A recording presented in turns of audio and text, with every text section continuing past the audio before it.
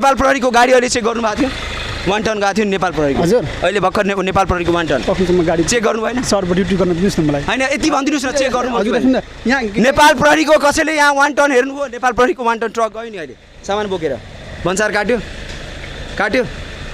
काटेन बोल्ती बन्द हुन्छ यार यो सिरा भन्सार कार्यालय हो हैन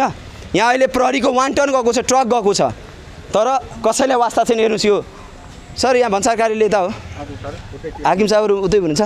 यो सामानहरु भन्सार काट्न राखेको छ तर यो त्यो सामान हैन जुन नेपाल प्रहरीले अहिले यहाँबाट लगेको छ यो त कुनै गरिबको होला उनीहरुलाई त नियम कानुन नीति सबै लाग्छ नि कहाँ छ भन्सार कार्यालय रामराजा प्रसाद चौरसियाजी कार्यालय प्रमुख हुनुहुन्छ भन्सारको र यहाँ हेर्नुस् यता देखाउनु भन्सारमा संसार छ फ्यान चलिरहेछ हाकिम साहब भेट्नु भएको छैन अब के भन्दिनँ म रुमहरु कोठाहरु खाली छ हैन म एउटा गोपाल महतोजी सूचना अधिकारी हुनुहुन्छ सर अहिले भर्खरै एउटा ट्रक गयो हेर्नुभयो बोल्नुहुन्न मलाई थाहा छ त फोटोमा हुनुहुन्छ सर कहाँ हुनुहुन्छ प्रमुख कार्यालय प्रमुखज्यू कता हुनुहुन्छ हेर्नुस्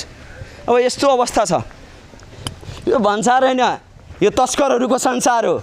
यहाँ के भन्नु नभन्नु शब्दै भेटिनँ मैले यहाँ हेर्नुस् नेपालको झन्डा अब यहाँ यसरी छ म एकछिनमा आउँछु हाकिम साहब को हुनुहुन्छ यहाँमा तपाईहरुमध्ये को हुनुहुन्छ भन्सार कार्यालयको स्टाफ तपाईहरुमध्ये कोही भन्सार कार्यालयको हुनुहुन्न तपाईहरु हुनुहुन्न सर तपाईहरु भन्सार कार्यालयबाट हुनुहुन्न सेवाग्राही हो है के सेवा लिन आउनु भएको थियो एउटा बुझ्नु पर्ने थियो के बुझ्नु पर्ने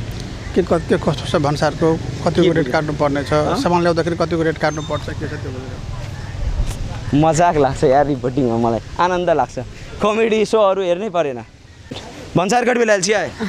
कति सामान खेलौना हेर्नुस् बच्चाहरूले खेल्ने खेलौना यो बेचेर उहाँ आफ्नो दिनचर्या चलाउनुहुन्छ भन्सार कटाउनु आउनु भएको छ सेल्युट गर्छु म तपाईलाई तर त्यो यसरी यदि भन्सार छली गर्यो भने भन्सार चोरी गर्यो भने त्यसलाई के भन्ने चोर भन्ने कि प्रहरी भन्ने र यदि प्रहरीले नै प्रहरीकै अगाडि चोरी गर्यो भने त्यसलाई के भन्ने